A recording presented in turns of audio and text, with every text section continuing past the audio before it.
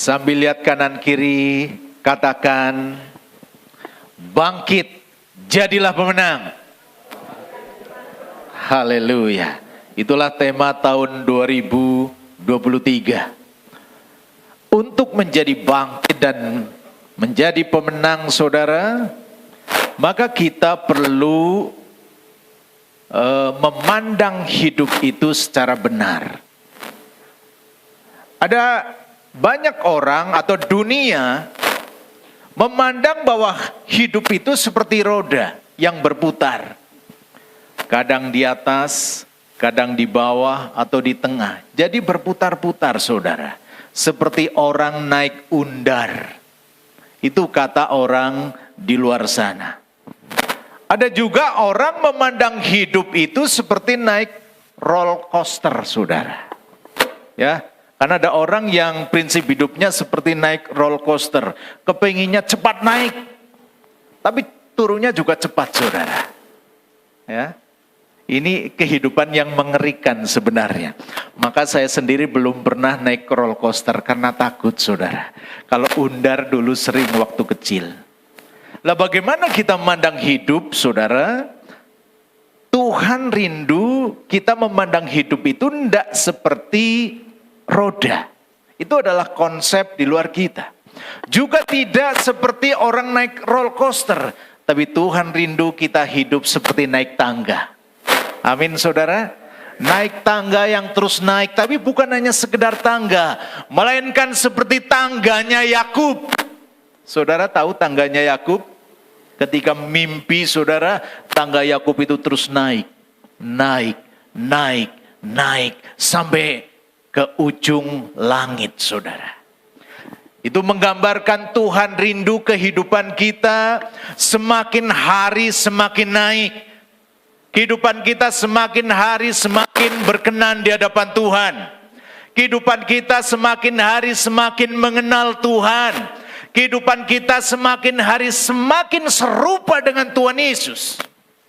Itulah yang Tuhan tetapkan dan rindukan bagi setiap kita. Bukan hidup yang puter-puter dan bukan hidup yang naik turun.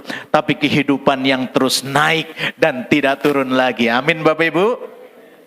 Itulah yang menjadi kerinduan dan ketetapan Tuhan bagi setiap kita. Oleh sebab itu tema hari ini adalah memandang hidup secara benar, saudara. Memandang hidup secara benar. Mari kita membaca yang pertama dari kitab Ibrani. Kitab Ibrani pasal yang ke-9 ayat 27, saudara. Di situ dikatakan biasanya ayat ini disampaikan pada saat ada orang meninggal, saudara. Tapi kita tidak berbicara tentang adanya orang meninggal, meskipun Alkitab bicara tentang orang yang mati di sini. Demikian firman Tuhan, dan sama seperti manusia ditetapkan untuk mati hanya satu kali saja, dan sesudah itu dihakimi. Saudara, kalau kita hidup, kita lahir, kita hidup, kita mati, itu adalah di situ dikatakan ketetapan Tuhan. Lahir, hidup, mati adalah ketetapan Tuhan. Tetapi ingat Bapak Ibu yang dikasihi oleh Tuhan, ketika orang mati itu bukan akhir segalanya. Di luar sana ada banyak orang menganggap kalau orang mati berarti sudah selesai, tidak ada urusan lagi. Makanya banyak orang mengakhiri hidupnya dengan bunuh diri, seperti di Jepang, saudara. Karena menganggap kalau sudah mati berarti urusannya selesai. Tetapi Alkitab mengatakan dengan jelas, saudara, bahwa yang namanya kematian itu bukan akhir segalanya. Sehingga ayat berikutnya, kata berikutnya di situ mengatakan sesudah itu dihakimi. Jadi manusia lahir, hidup, mati, dan sesudah itu harus menghadapi Tuhan masing-masing. Ya, harus menghadap Tuhan secara pribadi. Dan di sanalah penghakiman Tuhan akan dilakukan buat setiap pribadi. Kalau di situ dikatakan mati hanya satu kali, berarti hidup juga satu kali. Hidup satu kali, mati satu kali, setelah itu dihakimi. Oleh sebab itu betapa pentingnya kita selagi masih hidup yang hanya satu kali ini, saudara sekalian, kita boleh memandang hidup ini secara benar. Ya. Jangan sampai kita salah dalam memandang hidup. Kalau kita salah dalam memandang hidup, maka akhirnya kita mati dalam kesalahan. Kalau kita mati dalam kesalahan, nah di sanalah kita akan menghadap yang namanya penghakiman Tuhan. Berarti kita akan disalahkan oleh Tuhan. Oleh sebab itu, mari kita memiliki hidup atau memandang hidup secara benar, saudara. Karena kita semuanya pribadi masing-masing kita harus menghadap Tuhan, diadili oleh Tuhan. Menurut apa? Menurut perbuatan kita masing-masing. Jadi yang pertama menurut iman kita, kalau kita sudah beriman kepada Kristus. Tapi yang kedua, Tuhan juga akan menghakimi menurut perbuatan kita. Bagaimana kita menjalani dan memandang hidup kita secara benar selagi kita masih bernafas di dalam dunia ini. Ayat berikutnya. Nah, disitulah dasar penghakiman Tuhan. Di situ dikatakan, dan jika kamu menyebutnya Bapa, yaitu Dia yang tanpa memandang muka, menghakimi semua orang menurut perbuatannya, maka di situ dikatakan, hendaklah kamu hidup. Hendaklah kamu hidup dalam ketakutan selama kamu menumpang di dunia ini. Saudara, kita hidup di dunia ini, Alkitab mengatakan sebagai penumpang. Saya percaya setiap kita pernah menumpang kendaraan. Ya, mungkin juga ada yang ke gereja ini naik atau numpang kendaraan. Kalau yang namanya menumpang tentunya sementara, saudara. Tidak seterusnya dan tidak selamanya. Nah, kita hidup di dunia ini hanya sementara, hanya menumpang. Tapi yang sementara ini menentukan kekekalan nanti. Apakah kekekalan bersama dengan Tuhan atau kekekalan bersama dengan iblis? Kekekalan di dalam surga atau kekekalan di dalam neraka. Itu ditentukan ketika kita hidup di dalam dunia ini yang Alkitab mengatakan sebagai penumpang. Oleh sebab itu betapa pentingnya, saudara, kembali kita memiliki atau memandang hidup ini secara benar. Di situ dikatakan karena kita menghadap pengadilan harus dihakimi. Di situ dikatakan supaya kita hidup dalam ketakutan. Ketakutan di situ bukan dalam arti seperti kita takut ke hantu, enggak, saudara. Ketakutan di situ dalam arti hidup yang penuh dengan hormat, penuh dengan kekaguman kepada siapa? Kepada Tuhan. Takut berbuat dosa, takut melakukan hal yang tidak berkenan di hadapan Tuhan. Karena semuanya itu harus dipertanggungjawabkan di hadapan Tuhan. Ayat berikutnya kita lihat kitab Wahyu, di sana dikatakan, nah kalau bagi kita yang sudah menjalani hidup secara benar, memandang hidup secara benar, maka di situ Tuhan katakan, sesungguhnya aku datang segera dan aku membawa apa? Upahku. Untuk membalaskan kepada setiap orang menurut perbuatannya. Jadi saudara, bagi kita yang menjalani hidup secara benar, memandang hidup secara benar, dan menjalani hidup secara benar, maka ketika Tuhan datang yang kedua kali, Tuhan memang datang sebagai hakim. Tapi keputusannya cuma satu, Dia memberikan balasan, memberikan upah bagi setiap orang yang memandang hidup secara benar dan menjalani hidup tentunya juga secara benar. Nah, sekarang yang jadi pertanyaan adalah dengan cara apa, saudara? Dengan cara apa kita memandang hidup itu secara benar? Benar di sini tentunya adalah benar menurut firman. Bukan benar menurutku, bukan benar menurut tetangga, menurut orang lain, tapi benar menurut kebenaran firman. Kita akan melihat bagaimana atau dengan cara apa kita memandang hidup secara benar, saudara sekalian. Yang pertama, bagaimana cara kita memandang hidup secara benar. Yang pertama adalah dengan cara menjadikan hidup sebagai kesempatan. Bukan kesempatan berbuat dosa. Bukan kesempatan melakukan kesalahan. Tapi di situ dikatakan kesempatan menjadi saksinya. Saudara, tadi hidup itu hanya menumpang. Dan Tuhan sudah memanggil kita, menyelamatkan kita melalui iman kita. Dan Tuhan tidak langsung memanggil kita, Tuhan sengaja menetapkan atau menempatkan kita di dunia ini supaya kita masih menumpang. Supaya apa? Supaya selagi hidup ini Tuhan mau menjadikan yang sementara ini sebagai kesempatan. Kesempatan apa? Menjadi saksinya, menjadi saksi Kristus. Kisah Rasul 1 ayat 8 di situ dikatakan, tetapi kamu akan menerima power, menerima dunamos, kalau Roh Kudus turun ke atas kamu, dan kamu akan menjadi saksiku di Yerusalem dan di seluruh Yudea dan Samaria dan sampai ke ujung bumi. Ini ayat luar biasa, saudara. Ayat ini ditulis kurang lebih 2000 tahun yang lalu. Kurang sedikit.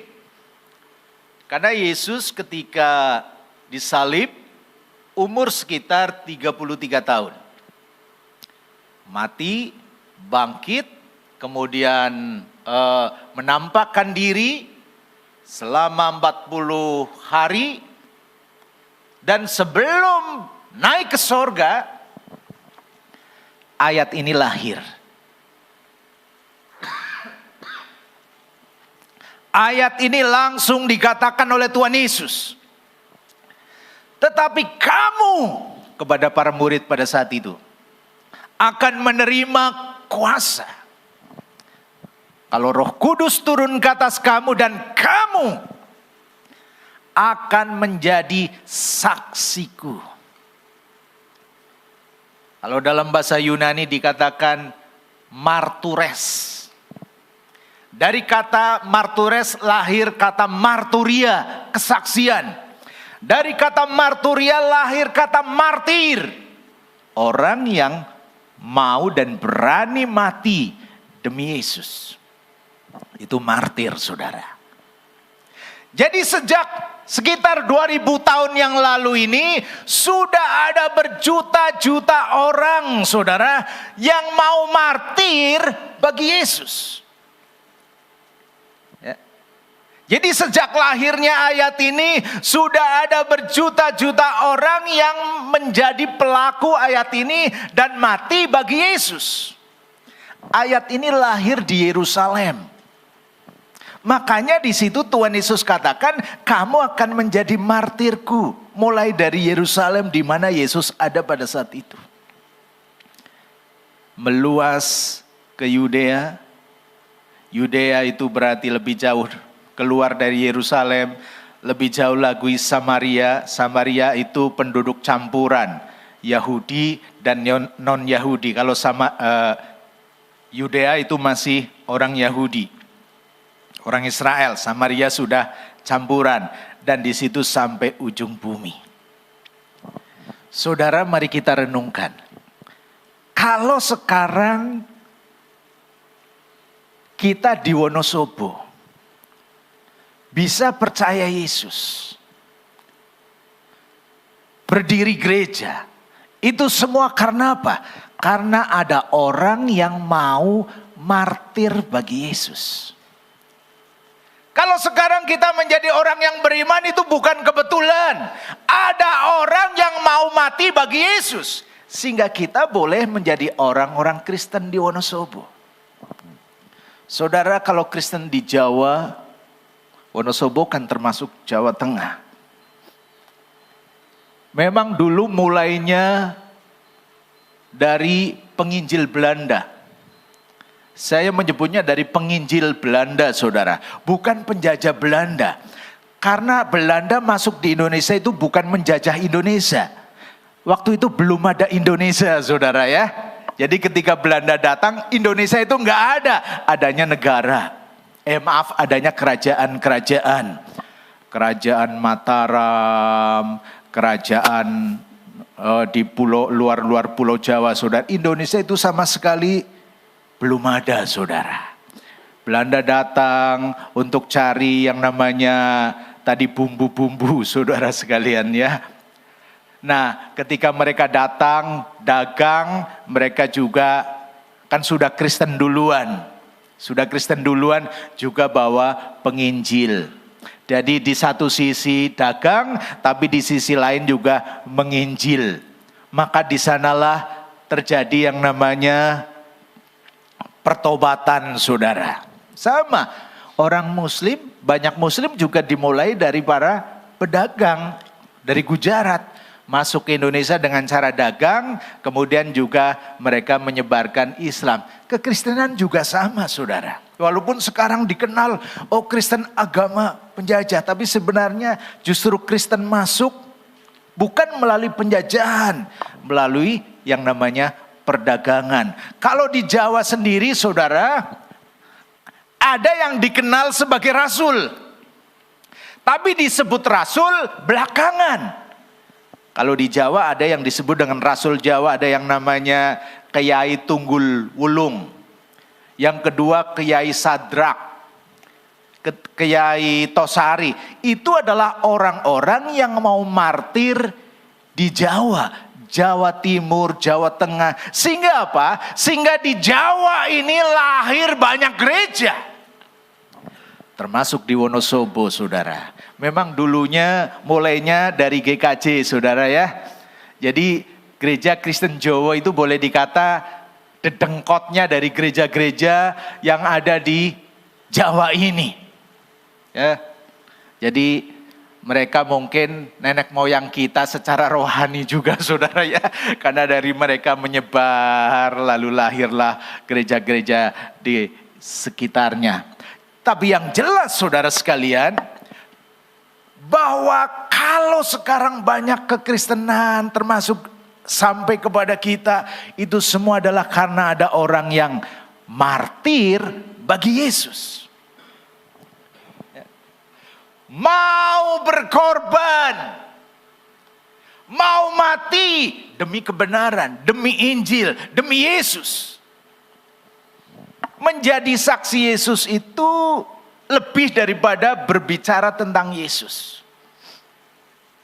Menjadi saksi Yesus berarti berkata-kata seperti Yesus, berpikir seperti Yesus, menjalani hidup sebagaimana Yesus hidup, saudara. Artinya sifat Yesus, karakter Yesus itu menjadi bagian dalam hidupnya. Nah pertanyaannya, apakah kita bisa memiliki pikiran Yesus, berkata seperti Yesus? Saya katakan tidak bisa.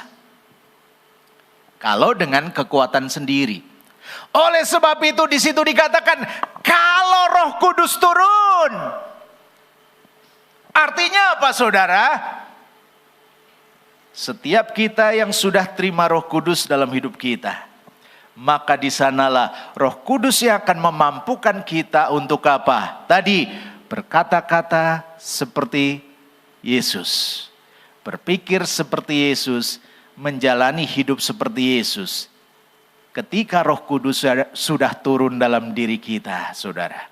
Ketika kuasa Allah sudah turun dalam diri kita, itulah yang memampukan kita menjadi saksi Kristus. Jadi setiap kita yang sudah di dalam Kristus, saudara, mau tidak mau, kita adalah saksi Kristus. Amin Bapak Ibu. Kok aminnya loyo, amin. Kalau Roh Kudus sudah turun kepada kita, berarti mau tidak mau kita adalah saksi Kristus. Artinya, ya tadi, bukan saja kita bicara tentang Kristus kepada orang lain, tapi Tuhan mau karakter Kristus, perkataan Kristus itu menjadi bagian dalam hidup kita. Dan Tuhan memampukan itu dengan memberikan Roh Kudus di dalam hidup kita. Coba sekarang kanan kiri sambil katakan, Anda adalah martir Kristus. Sudah yakin terima Roh Kudus kan? Coba yang belum yakin terima Roh Kudus angkat tangan.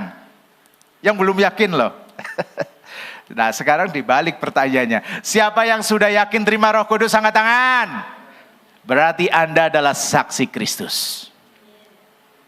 Mulai dari mana? Yerusalem. Yerusalem adalah tempat di mana kita tinggal. Waktu itu memang tinggal Yesus di Yerusalem. Jadi mulai dari tempat tinggalnya. Meluas Yudea, Samaria sampai ujung bumi. Nah demikian juga Tuhan rindu setiap kita boleh menjadi saksi Kristus. Mulai dari mana? Mulai dari tempat tinggal kita. Saudara, mulai dari tempat di mana kita tinggal, kita menghidupkan Kristus dalam hidup kita. Kita memperkatakan sebagaimana Kristus berkata. Kita berbuat sebagaimana Kristus berbuat dengan dan dalam kuasa Roh Kudus. Saudara, yang menarik Bapak Ibu, orang yang martir bagi Kristus, termasuk di Jawa ini, sekarang banyak orang Kristen, mereka itu bukan seorang pendeta. Ya. Bukan seorang gembala. Mereka adalah orang awam. Bahkan di Alkitab sendiri saudara, orang yang martir pertama, jadi menjadi saksi Kristus sampai mati, yang pertama itu bukan seorang rasul, melainkan seorang diaken. Siapa namanya? Ada yang tahu? Namanya Stefanus.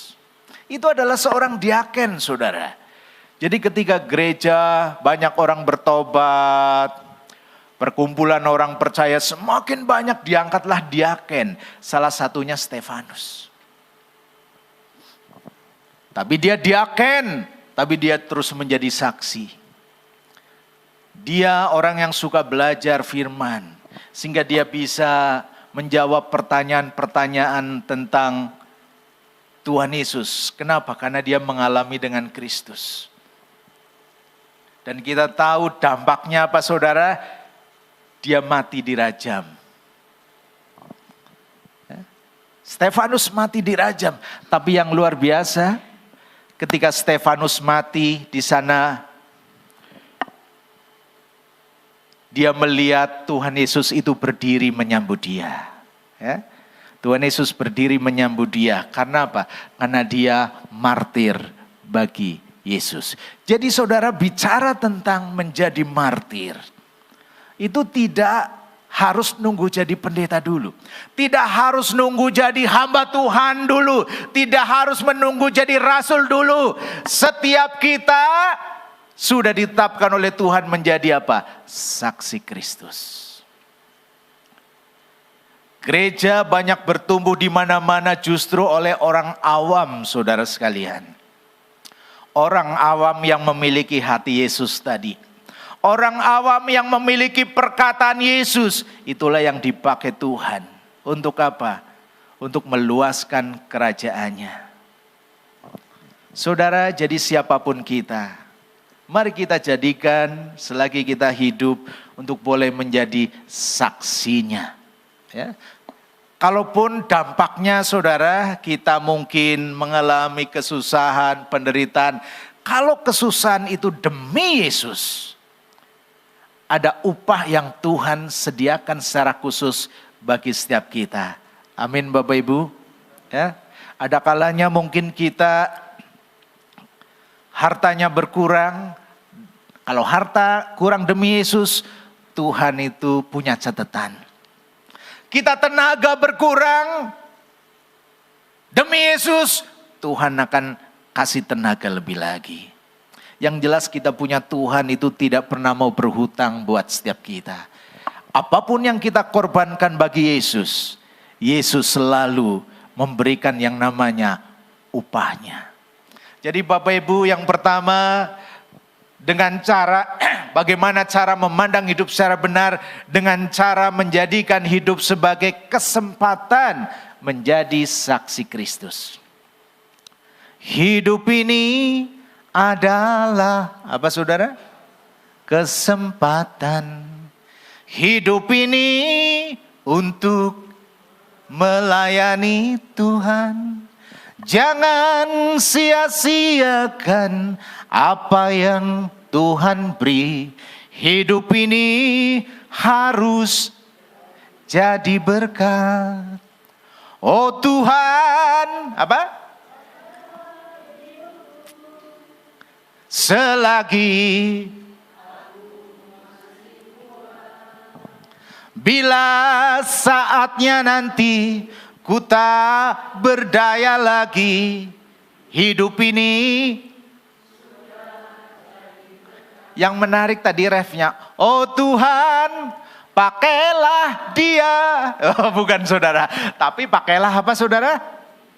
Pakailah hidupku. Artinya masing-masing kita saudara. Ya. Jadi doa kita tuh, oh Tuhan pakailah dia, pakailah Pak Pendeta. Jangan hanya itu, tapi pakailah aku. Amin.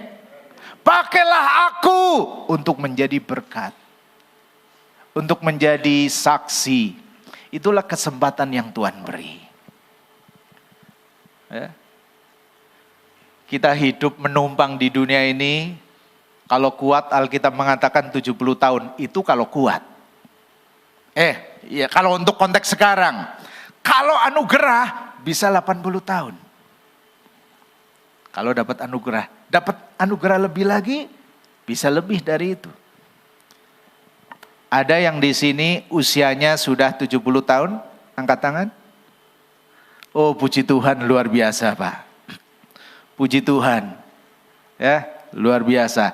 Berarti jadikan kesempatan lebih lagi. Amin Bapak Ibu. Ya, jadikan kesempatan lebih lagi saudara. Karena semakin tahun kita itu semakin dekat. Dekat kemana saudara? Dekat menghadap Tuhan. Makanya kita harus betul-betul menjadikan kesempatan itu untuk apa? Ya tadi seperti lagu tadi. Untuk semakin memperkenan Tuhan. Sehingga ketika kita datang kepada Tuhan, Tuhan tidak menjadi hakim kita, tapi Tuhan langsung putuskan, ini upahmu, istirahatlah. Ya. Istirahatlah bersama dengan aku. Jadi Bapak Ibu yang dikasihi oleh Tuhan, itu yang pertama. Bagaimana cara memandang hidup secara benar, dengan cara menjadikan hidup sebagai kesempatan menjadi saksinya. Ya, walaupun dampaknya mungkin kita mengalami kesusahan, disalah ngerti sama orang, tapi percayalah ada upah spesial yang Tuhan sediakan buat setiap kita. Tuhan berkati. Yang kedua, bagaimana cara memandang hidup secara benar? Yang kedua di situ dikatakan dengan cara mengerti, melakukan dan menyelesaikan kehendak Tuhan.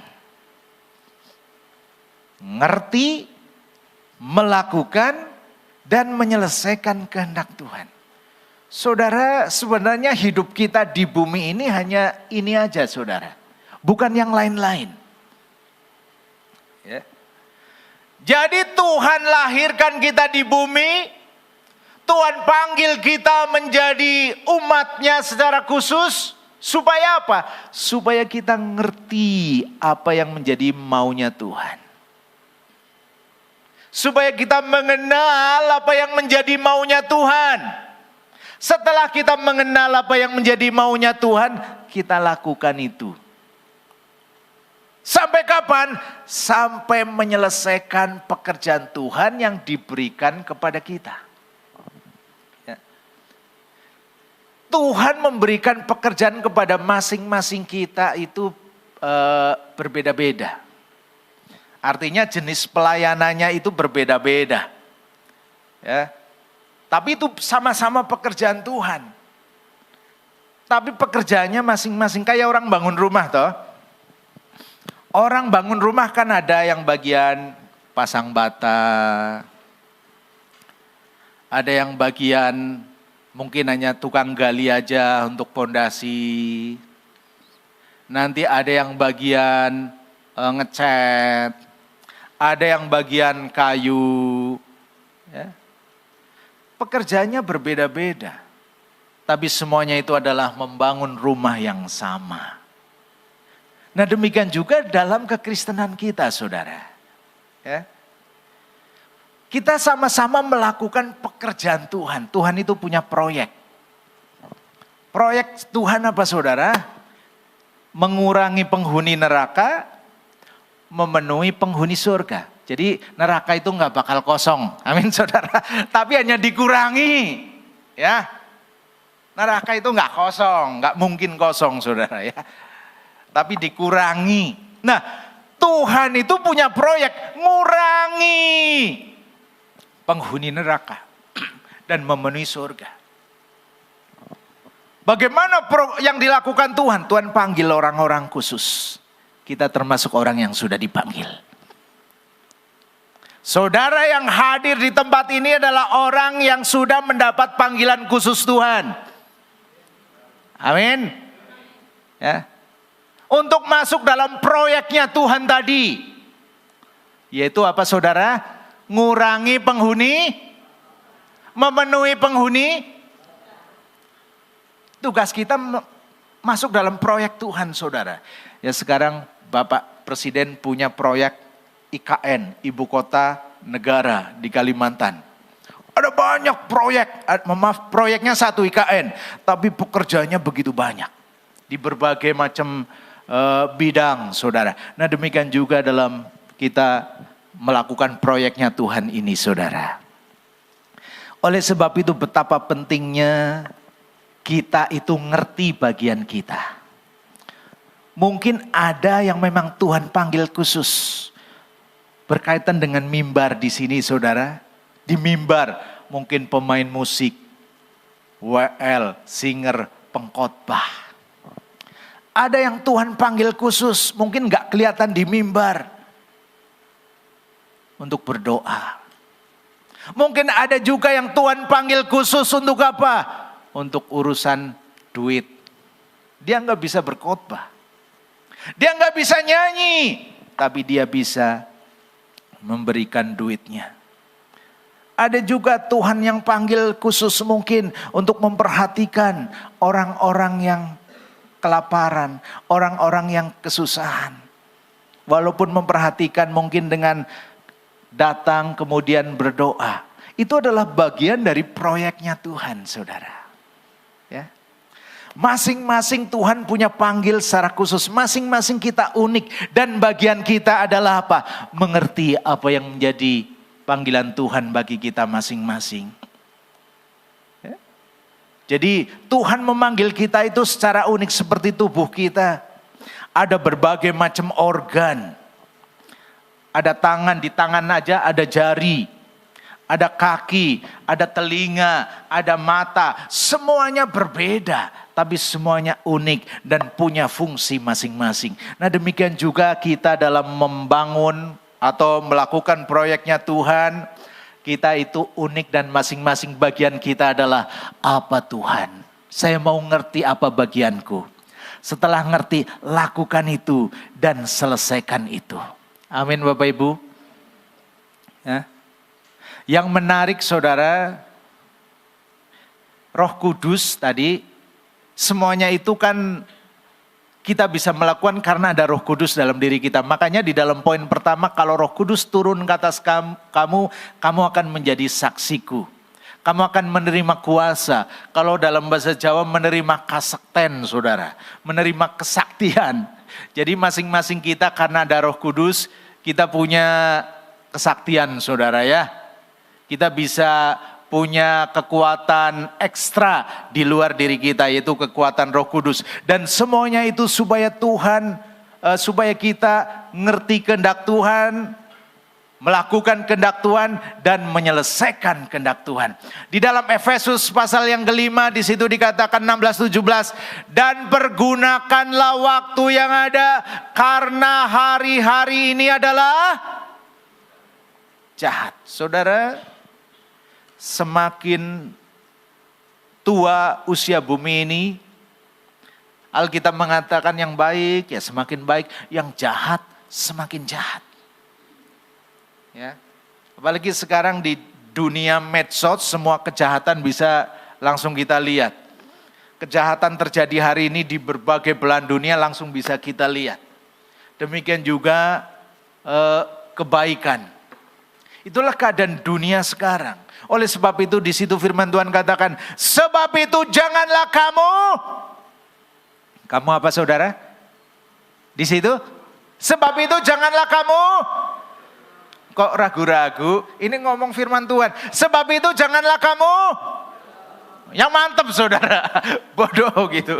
Tetapi usahakanlah supaya kamu mengerti. Nah saudara. Jadi untuk mengerti kehendak Tuhan dibutuhkan yang namanya perjuangan. Dibutuhkan yang namanya usaha saudara. Saudara, selama ini kita yang usahakan apa? Gak salah kita usaha untuk mendapatkan uang. Gak salah berusaha dalam kaitan dengan karir. Dalam kaitan dengan materi. Tetapi kita harus mulai hari ini saudara. Kita juga ada usaha lain yang harus kita perjuangkan apa? Usaha untuk mengerti apa? Kehendak Tuhan bagiku. Ya. Mengerti kehendak Tuhan bagiku. Ingat, kehendak Tuhan bagi kita itu masing-masing. Sebagai remaja, Tuhan punya kehendak Tuhan. Sebagai pemuda, Tuhan punya kehendak Tuhan. Sebagai ibu, Tuhan punya kehendak Tuhan. Sebagai bapak, Tuhan punya kehendak Tuhan. Ada jenis-jenis kehendak Tuhan, saudara. Ya, coba berikutnya. Ada? Nah saudara, Tuhan mau ngerti kehendak Tuhan kita. Yang pertama dalam keluarga. Kita punya kehendak Tuhan di dalam kehidupan keluarga sebagai anak. Apa yang harus dilakukan berkaitan dengan orang tua, berkaitan dengan saudara. Sebagai istri, sebagai suami. Saudara, kenapa ada orang rasanya kok senang kawin, tapi juga senang cerai. Ya, kalau senang kawin nggak masalah saudara, tapi jangan senang cerai. Artinya kawin sama pasangannya, ya. Kenapa ada orang kok senang kawin, kemudian cerai lagi, kawin, cerai lagi? Karena dia belum mengerti kehendak Tuhan bagi dirinya, saudara. Ya, tidak mengerti kehendak Tuhan dalam urusan pernikahan, dalam urusan perkawinan. Kalau dia ngerti, tapi tetap melakukan, Alkitab mengatakan karena keras kepala. Saudara, ingat bahwa Tuhan katakan, jadikan kesempatan tadi. Kalau kita sebagai istri, jadikan kesempatan sebagai istri itu untuk apa? Alkitab mengatakan untuk menjadi penolong. Kalau sebagai suami, jadikan kesempatan sebagai suami untuk menjadi imam, untuk menjadi kepala. Itulah ketetapan Tuhan, itulah kehendak Tuhan. Kenapa ada banyak perkawinan gagal? Karena ketika menikah yang dibawa bukan agendanya Tuhan. Bukan kehendak Tuhan, tapi agenda pribadi.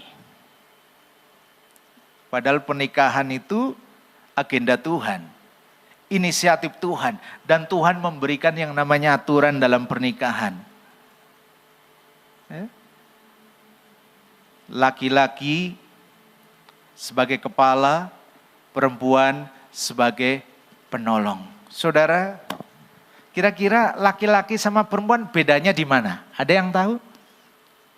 Saya mau tanya, kenapa kok kalau laki-laki atau perempuan pakai celana laki-laki, baju laki-laki yang ayu malah bisa kelihatan tambah ayu, tambah seksi, ya? Kalau perempuan kan gitu, dah.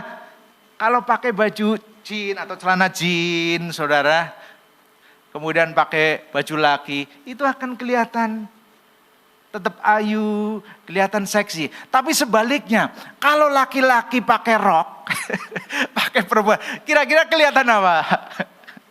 Kenapa bisa seperti itu coba? Ayo. Kenapa perempuan pakai laki-laki tetap cantik, tetap ayu, bahkan ada yang kelihatan malah kelihatan tambah seksi. Tapi laki-laki pakai baju perempuan malah jadi kemayu. Kalau perempuan jadi ayu gitu, saudara. Ya karena Alkitab mengatakan bahwa perempuan dicipta dari apa? Dari apa, saudara? Dari laki-laki. Makanya ketika dia ngambil sesuatu dari laki-laki tetap cocok, saudara. Fisiknya. Tapi kalau bicara masalah kekuatan, saya merenungkan lebih kuat perempuan dibanding laki-laki. Kenapa? Karena laki-laki dicipta langsung dari tanah. Dibentuk lalu jadi tubuh. Tapi perempuan berbeda. Tuhan mencipta perempuan itu dari barang yang sudah jadi, yang sudah melalui proses. Ibarat minyak itu, perempuan itu, laki-laki itu minyak curah, perempuan minyak apa namanya? Yang udah dibungkus itu kan prosesnya lebih lama gitu, saudara. Nah, perempuan juga sama. Dia dicipta dari barang yang sudah diproses oleh Tuhan. Jadi perempuan itu lebih kuat. Makanya perempuan dijadikan sebagai apa? Ayo wanita, ibu-ibu dijadikan sebagai apa? Ini kehendak Tuhan. Ini ketetapan Tuhan. Sebagai penolong. Bukan penodong. Dan bukan perongrong, saudara ya. Yang laki-laki juga sebagai kepala, bukan penindas, bukan semau gue, saudara. Kalau orang ngerti ini, pasti akan dijauhkan dari yang namanya kawin, cerai, ya, dijauhkan. Hanya orang kadang-kadang kurang ngerti, saudara, ya. Ketika orang betul-betul mengerti tadi kekuatan masing-masing, tujuan Tuhan, saudara, saya percaya di sanalah kehendak Tuhan akan terjadi dalam keluarga. Ingat, saudara, Tuhan itu begitu dan sangat peduli terhadap yang namanya keluarga. Keluarga dibentuk oleh Tuhan, ya. Keluarga itu dibentuk oleh Tuhan. Mujizat yang pertama yang dilakukan oleh Tuhan Yesus itu dalam pernikahan. Ya, dalam pernikahan. Jadi Bapak Ibu yang dikasihi oleh Tuhan begitu sayang dan begitu mengasihi yang namanya keluarga. Bagian kita adalah ngerti apa yang menjadi peran dan tugas kita. Siapapun ibu-ibu, kalau engkau adalah wanita, engkau adalah seorang penolong. Engkau dicipta untuk menolong pasanganmu. Yang laki-laki untuk menjadi imam, saudara. Tugasnya apa? Membawa Tuhan dalam keluarga. Atau membawa keluarga kepada Tuhan. Menjadi perantara antara Tuhan dan keluarga. Kalau masing-masing ngerti kehendak Tuhan ini, saya percaya seperti kata Alkitab mengatakan, apa yang dipersatukan Tuhan tetap dipersatukan Tuhan. Jadi Bapak Ibu yang dikasihi oleh Tuhan, ada dalam keluarga. Menikah, saudara, itu bukan untuk cari cocokku, enggak, saudara, ya. Menikah juga bukan untuk cari kebahagiaanku, bukan. Menikah berarti kita membawa agenda Tuhan. Bagaimana membuat keluargaku bahagia, bukan membuat aku bahagia. Itu egois, tapi bagaimana membuat keluargaku bahagia. Aku bahagia, anak bahagia, suami bahagia. Jadi yang dibawa adalah agenda Tuhan. Menikah juga bukan untuk dapat pertolongan bagi seorang wanita. Menikah berarti supaya dia bisa mengekspresikan dirinya sebagai seorang penolong. Sama yang laki-laki juga, menikah ingat berarti supaya dia menjadi imam, membawa Tuhan kepada keluarga, bahkan mengajarkan kebenaran kepada keluarga. Walaupun bukan seorang pendeta, bukan seorang hamba Tuhan, maka seorang laki-laki mau tidak mau juga harus belajar firman Tuhan. Karena Alkitab katakan, hei bapak-bapak, ajarlah anakmu di dalam ajaran Tuhan. Berarti siapapun yang namanya laki-laki harus belajar firman Tuhan, karena firman itulah yang diajarkan oleh anak-anak. Yang wanita apapun keadaannya, dia harus tampil sebagai seorang penolong. Ingat, wanita itu lebih kuat, saudara. Fisiknya juga kuat. Buktinya apa? Yang hamil, kalau hamil berapa tahun, berapa bulan Bapak Ibu, Ibu-ibu? Coba. Membawa membawa beban yang beratnya sampai berkilo-kilo. Non-stop. Tidur masih dibawa, kalau hamil dah. Ke kamar mandi dibawa. Ya. Kemana saja, ke pasar dibawa. Kalau enggak punya kekuatan Tuhan, enggak mampu saudara. Tapi laki-laki coba, ambil batu 1 kilo, dibungkus, bawa kemana-mana. Tidur juga dibawa. Kamar mandi dibawa. Saya yakin sehari itu enggak kuat. Ya. Tapi wanita itu luar biasa. Makanya Tuhan tetapkan menjadi penolong bagi pria. Kalau pria ingat, engkau adalah kepala dan Tuhan tugaskan supaya engkau melindungi dan menaungi, mengasihi istrimu. Itu baru dalam keluarga. Ada kehendak Tuhan dalam keluarga, ada kehendak Tuhan dalam gereja, ada kehendak Tuhan dalam negara. Jadi Bapak Ibu yang dikasihi oleh Tuhan, kita bisa menjadi bangkit dan jadi pemenang ketika kita memandang hidup ini secara benar. Bagaimana kita memandang hidup secara benar, dengan cara apa? Yaitu yang pertama dengan cara kita menjadikan hidup sebagai kesempatan menjadi saksinya. Yang kedua, jadikan hidup untuk mengerti, melakukan dan menyelesaikan kehendak Tuhan. Karena itulah yang ada dalam diri Yesus. Yesus datang ke dalam dunia ini ya cuma 3 hal ini saudara. Coba ayat berikutnya, ayat sebelumnya coba. Apa kata Yesus di situ dikatakan? Yohanes 4 ayat 34. Kata Yesus kepada mereka, makananku ialah melakukan kehendak Bapa. Di situ dikatakan kehendak Dia yang mengutus aku dan menyelesaikan pekerjaannya. Yesus datang hanya untuk melakukan ini. Nah demikian juga hidup kita. Kita lahir di bumi untuk 3M tadi. Mengerti, melakukan, dan menyelesaikan kehendak Tuhan. Tidak ada hal lain saudara. Walaupun aplikasinya banyak, tapi sebenarnya itu cuma 3 hal ini. Coba katakan dengan iman. Aku di bumi hanya untuk mengerti, melakukan dan menyelesaikan kehendak Tuhan. Kita sama-sama katakan, aku di bumi hanya untuk mengerti, melakukan dan menyelesaikan kehendak Tuhan. 1, 2, 3.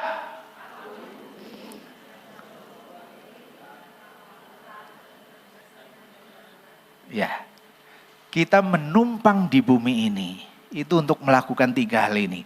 Mengerti, melakukan dan menyelesaikan kehendak Tuhan. Understanding, doing, and finishing. Apa yang menjadi the will of Lord, ya, the will of God. Jadi itulah bagian kita, saudara. Siapapun kita, laki, perempuan, anak, tua, tugas kita adalah mengerti, melakukan, dan menyelesaikan kehendak Tuhan. Tuhan memberkati. Haleluya. kita akan naikkan pujian. Hidup ini adalah kesempatan. Hidup ini untuk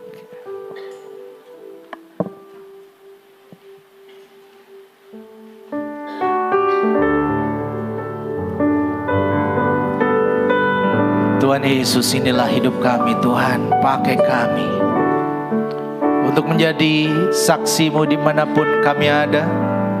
Mulai dari tempat di mana kami tinggal, meluas, menyebar, bahkan sampai ke ujung bumi.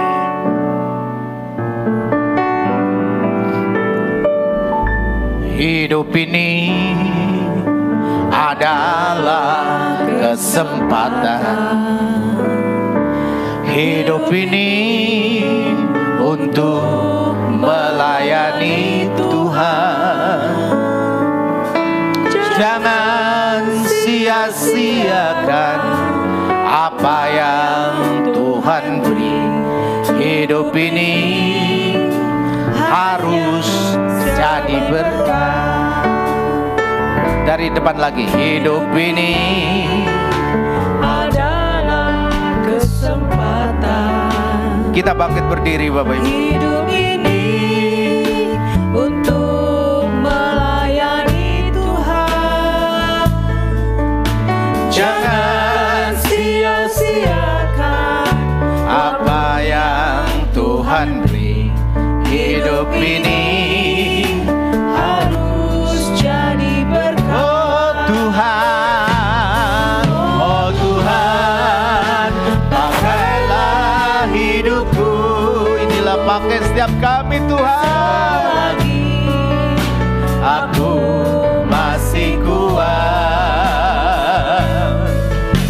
bila saatnya nanti Ku tak berdaya lagi.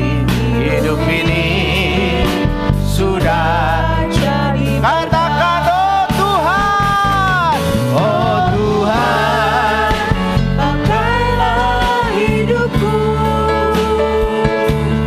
selagi aku masih kuat. bila saatnya nanti ku tak berdaya lagi. Hidup ini sudah jadi Kembali katakan oh Tuhan, oh Tuhan, pakailah hidupku selagi aku masih kuat. Bila saatnya nanti ku tak berdaya lagi. Hidup ini sudah jadi bila saatnya nanti, bila saatnya nanti ku tak berdaya lagi. Hidup ini sudah jadi berkah. bila saatnya nanti, Bila saatnya nanti ku tak berdaya lagi. Hidup ini sudah jadi berkah. oh haleluya, glory glory bagimu Yesus.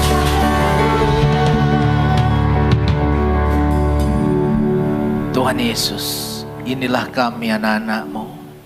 Pakai setiap kami, selagi kami hidup, selagi kami bernafas, selagi jantung kami masih berdetak.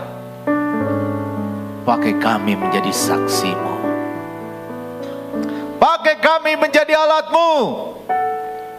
Melalui lidah bibir kami, melalui perkataan kami, dan melalui hidup kami. Nama-Mu semakin dikenal, Nama-Mu semakin diagungkan, Nama-Mu semakin ditinggikan. Pakai kami mulai dari tempat di mana kami tinggal, rumah kami, keluarga kami, bahkan lingkungan kami, bahkan sampai ke ujung bumi. Terima kasih Bapa.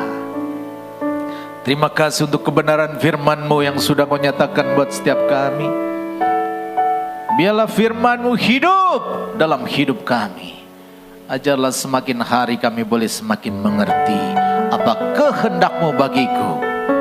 Dan berilah kemampuan dan kesanggupan kepada kami untuk melakukan firman-Mu dan menyelesaikan pekerjaan-Mu di dalam dunia ini yang Kau berikan kepada kami. Kau juga memberkati hamba-Mu Bapak Pendeta Andi yang melayani di Malang. Dimanapun hamba-Mu berada, Tuhan pakai menjadi alat kemuliaan-Mu. Tuhan berkati dalam seluruh perjalanannya, dalam seluruh pelayanannya. Terima kasih Bapa. Mau juga memberkati setiap anak-Mu yang hadir hari ini. Jikalau ada yang sakit, dalam nama Tuhan Yesus disembuhkan. Yang kekurangan dicukupkan. Yang sedang menghadapi masalah pergumulan dalam hidupnya, dalam keluarganya, Tuhan kuatkan. Tuhan topang, Tuhan mampukan, Tuhan hiburkan. Dan biarlah anak-Mu boleh tetap bangkit. Dan pada akhirnya menjadi pemenang. Terima kasih Tuhan. Mau berkati pribadi lepas pribadi. Mau berkati keluarga lepas keluarga. Terima kasih Bapa. Terima kasih. Bilang Kau menjadikan setiap anak-anak-Mu ini menjadi pribadi, menjadi keluarga yang bangkit dan menjadi pemenang atas setiap perjuangan melawan iblis, perjuangan melawan kehidupan. Terima kasih Bapa, terima kasih. Sekarang Bapak Ibu Saudara angkat tangan-Mu dan tengadahkan wajah-Mu untuk menerima berkat yang dari Allah. Pulanglah dengan membawa kasih, rahmat, anugerah dari Bapa Surgawi, cinta kasih sayang dari Tuhan Yesus Kristus, kekuatan, perlindungan, berkat yang melimpah dari Roh Kudus, senantiasa dinyatakan dan dicurahkan atas kehidupan-Mu secara pribadi, atas keluarga-Mu, anak-anak-Mu, sanak saudara-Mu, usaha-Mu, pekerjaan-Mu, pelayanan-Mu, studi-Mu, masa depan-Mu. Mulai dari hari ini sampai dengan selama-lamanya, dalam nama Tuhan Yesus Kristus. Haleluya. Mari sama-sama katakan amin. Tuhan berkati.